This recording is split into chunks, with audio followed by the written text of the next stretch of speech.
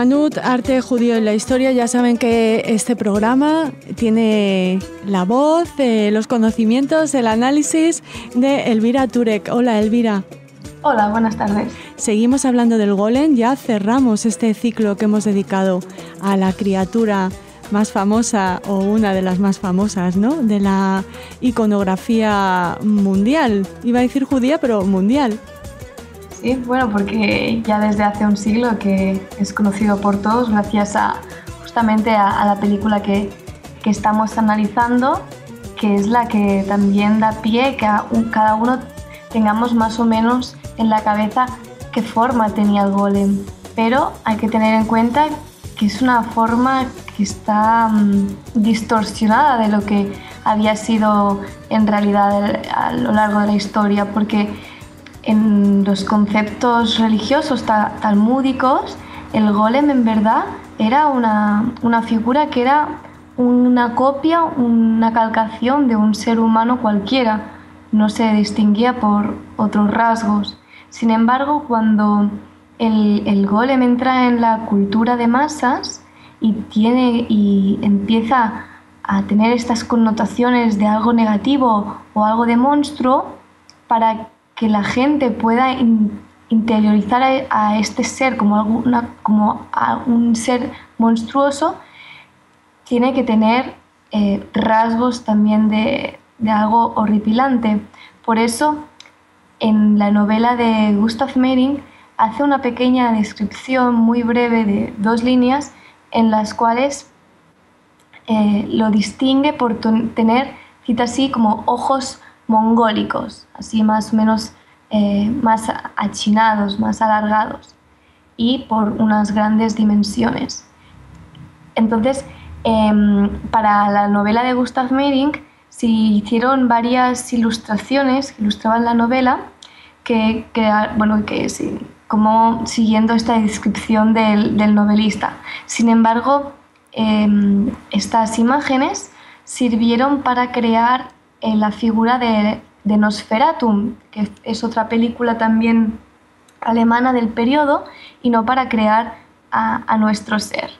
Qué curioso, no lo sabía. Sí, es decir, que en verdad la descripción que hace Meyrink es usada para hacer el Nosferatu y no para hacer la película del golem. Entonces, ¿cómo los cineastas crearon el golem? Lo que yo investigué, creo es que, por ejemplo, si bien sigue esta línea de tener unos ojos mongólicos, puesto que, sin embargo, el actor que está representando el golem es el propio director, pero tenía un origen bastante de la Europa del Este, entonces se adhería a esta descripción. Pero también que tener en cuenta que los ojos así alargados son son un rasgo muy, muy expresionista. Expresionista no en el sentido del istmo, sino del estilo. Es decir, por ejemplo, ya en la cultura egipcia, los egipcios también se contorneaban los ojos para alargárselos más, para dar más expresión a la cara, como también hacía Giotto en sus frescos en Italia, para dar más expresividad a sus personajes. O como un ejemplo actual, la Amy Winehouse también se pintaba los ojos de negro, alargándoselos para dar más expresividad a su rostro. Pues el golem también intentaba hacer lo mismo. Pero quizás lo que más destaca del ser es la cabellera que nos trae, una peluca acartonada, muy voluminosa, que no tiene ningún referente más que el que tener en cuenta las obras pictóricas y escultóricas del periodo, que se estaban basando sobre todo en las esculturas y pinturas rupestres o de culturas antiguas, porque los artistas como Picasso o Kirchner eran fanáticos y admiraban con mucha pasión todo lo que eran las culturas primitivas. Entonces generaban rostros, sobre todo con grabados, que tenían este tipo de cabelleras, imitando las esculturas viejas que muchas veces pues hasta robaban de los museos de etnografía. Y así es como se generó el aspecto que hoy día tenemos del golem. Más allá de esto, pues volveremos a ver otra vez más rasgos antisemitas de la película, como es en una de las escenas en las que el rabino quiere presentar al golem al rey. Tras presentárselo, el rey pide que el rabino realice más actos de magia, más encanterios, que no ha tenido suficiente en ver la creación artificial del golem. Entonces el rabino abre una especie de vacío, de luz mágica, que simula ser una pantalla de cine donde se muestran unas escenas simultáneas a lo que está aconteciendo, que es la representación de los judíos vagando por el desierto. Se ve el desierto y manada de gente recorriéndolo, andando, errando, y se fijan todos en uno de ellos que es atribuido a la figura de Asuero, que no es más que la figura del judío errante, que era un tópico antisemita ya desde la Edad Media, que venía a reflejar un mito cristiano que decían que en el camino del Calvario de Jesucristo, uno de los judíos pues se mofó de Cristo y que éste fue condenado a vagar eternamente. Y este mito se fue repitiendo a lo largo de los siglos y también triunfando en el propio periodo de la película, y fue representado también por otros artistas como Gustave Doré o como Wagner, que lo usaron como tópico para mofarse de los judíos. Entonces, claro, o sea, ¿qué tiene que ver esta escena del judío errante en medio de esta película? ¿Por qué no mostrar, no sé, un paisaje de la selva? Y ahora es suficientemente mágico para un público que veía un encanterio. ¿Por qué precisamente muestran uno de los tópicos más antisemitas de la historia? Entonces, pues, eso es destacable. Muy interesante.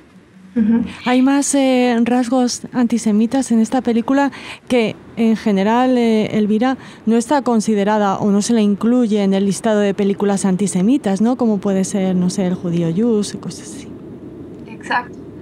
Y, por ejemplo, también el atribuir a la comunidad judía, sobre todo a los rabinos, este efecto de que son magos, que son mágicos, porque esto ya viene también desde la Edad Medieval, el atribuir a los judíos que son magos porque los cristianos tenían miedo que hicieran sacrilegio de los objetos rituales a través de prácticas mágicas, cosa que es mentira.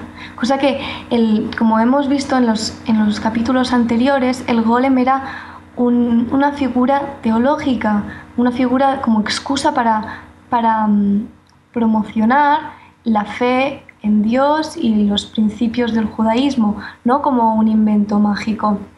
Entonces, pues esta película está mostrando otra vez que son conjuros, que son arbitrariedades de la comunidad judía.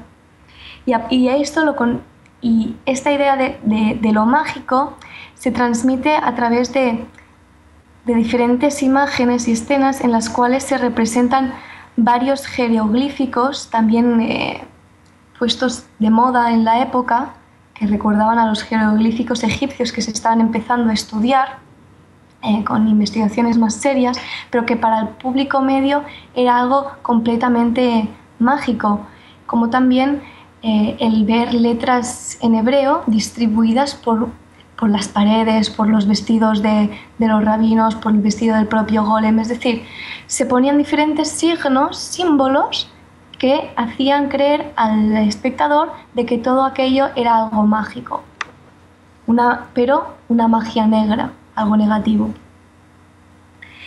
Entonces, por eso la yuxtaposición de símbolos que eran completamente inconexos, pues producían una sensación inquietante para el público.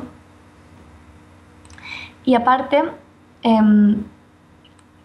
lo que lo que también está representando es una cuestión estética que ya se está poniendo en debate desde el siglo XIX, la película, porque hay una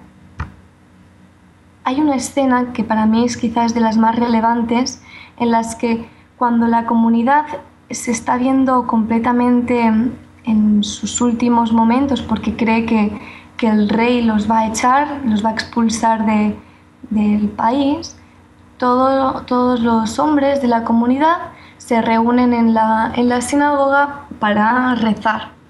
Pero es un tipo de rezo completamente caótico, sin luz, en un espacio muy, muy oscuro, iluminado por una menorá de tamaños monumentales, cosa que... Sí, como una representación siniestra, ¿no?, de lo que puede ser la liturgia judía.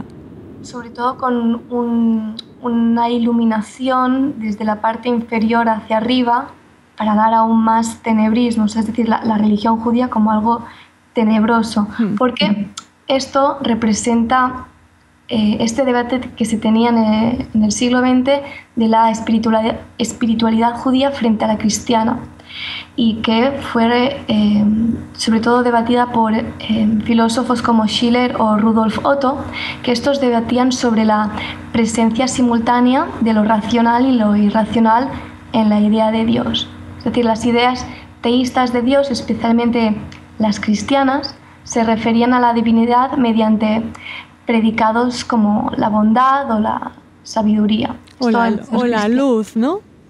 Sí, o sea, cuestiones estéticas que contribuían a una estética tradicional de lo bello, de lo bueno, algo racional, algo concebible.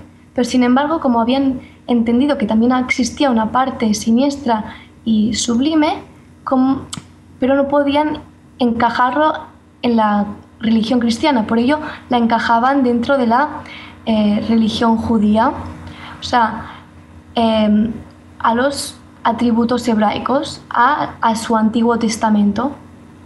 Decían que la divinidad